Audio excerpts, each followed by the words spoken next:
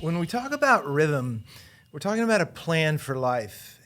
But I like the word rhythm better because this plan that we're executing is repeated over and over and over again, and we learn to live in a certain life balance, life rhythm. Even when God gave us the Sabbath as a part of every week, you see this idea of how life is lived according to these repeatable patterns. And it will help us if we can understand a little bit about why that is and how to do it. So in 2 Timothy 2, Paul, he gives us these three examples: the example of the soldier, the athlete, and the farmer. And you're kind of wondering, okay, Paul, what's your point? You don't actually bring out the point so much. You just give these three examples to Timothy as if they're going to be self-evident. And so here's my best attempt for us to look and say, hey, okay, what can we learn by this? And why do we think this is actually talking to us about the rhythm of life? And the first is each model communicates a certain lifestyle. The lifestyle of the farmer is very specific. He prepares the soil, he plants, he cultivates that, he harvests the crop, he stores it. There's a pattern, repeats, it's in harmony with the seasons.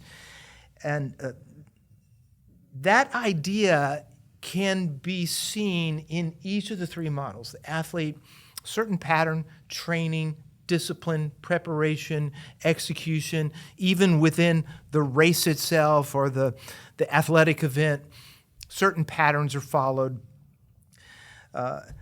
And of course, this is true for the soldier as well. So if you try to step back and distill down those ideas, they communicate that part of life is training. It involves discipline. It communicates that we're headed towards a certain goal. The accomplishment of this goal will require patience. And Paul's using that. He's pushing all of that forward to say, hey, Timothy, look at this.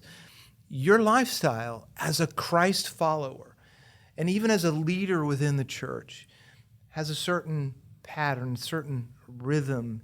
And it's almost like he's saying, don't think that because you live by grace, it requires less intentionality than these other professions.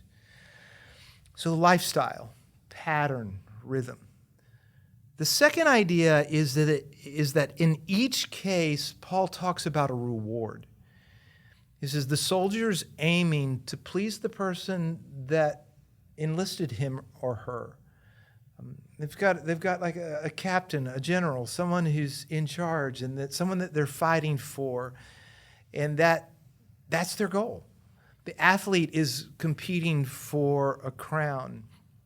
The farmer is not just getting the crops, but shares in the first of the crops that are harvested. And in these models, we're being told that though we live by grace, when we're intentional, we experience the strength that comes from Christ through these patterns and rhythms in life.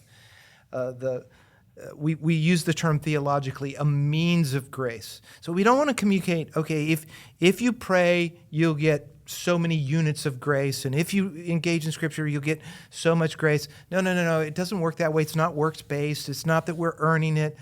But in these places, there are ways that God meets us and God strengthens us, especially when it just becomes for us lifestyle. Now, for me, in my own journey, this was so critical because God taught me some of these things in a very powerful way early in my married life. Beth and I went through a season where we were really struggling in our marriage, and the needs, I was just very aware of my individual needs. and our needs. Felt like we were in a real crisis. At the same time, I totally lacked healthy rhythms. I had not established healthy times of prayer and scripture engagement for my own help. And I remember calling out to the Lord, saying, Lord, just help me to pray. Here I am. I'm struggling. Beth and I are struggling, and I feel like a fraud. I'm a pastor, and I don't even pray. I don't even spend time with you. And would you teach me to pray, and would you help me? And it was like the Lord, in that desperate moment in my life, kind of flipped everything, just totally reoriented my perspective. Out of my own need, the Lord taught me that really, in these rhythms, it's all about receiving rather than doing and giving. See, I had this perspective. I had to pray because that's what pastors do. That's what Christians do. I have to get in the scripture because that's what I'm supposed to do. And I just felt guilt and shame because I didn't. And then, I felt like I was failing as a husband. And those circumstances broke me.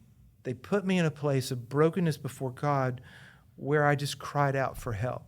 And in that glorious place, I began to learn, actually I pray because I need God to answer prayer. I need grace. I need help in every aspect of life. And so, in Unit 1, we talked about soul care, helping us to rest and to be replenished and helping us to grow. We get exhausted, we get depleted, we need God to restore us, but we also need grace to grow. We don't want to stay in this place of not knowing how to love our spouses and not knowing how to pray. We want to be shaped into Christ, and all of it, both sides, rest and growth is just receiving grace from God as He helps us, as He teaches us, as He gives us grace to establish these new rhythms.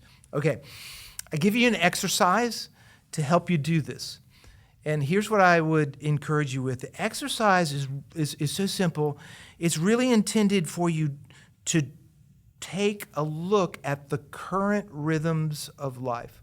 What does an average day look like for you? What does an average week look like? A month, a quarter, a year, and then a period of years lumped together. See what you can learn as you chronicle that out. And then, in an attitude of prayer, ask the Lord, what's here that maybe isn't really a healthy rhythm, and what needs to be added, what needs to change. And then, a step beyond that is, okay, where do I begin? Because I can't do everything at one time. Healthy rhythms have to be built. Remember, it's a skill that we learn to execute over time. And even though the rhythms of life will change, once we acquire that skill, we can adapt to new seasons. So I encourage you that the exercise just walks you through all of that. Take time to do it, and may God meet you as you enjoy the journey.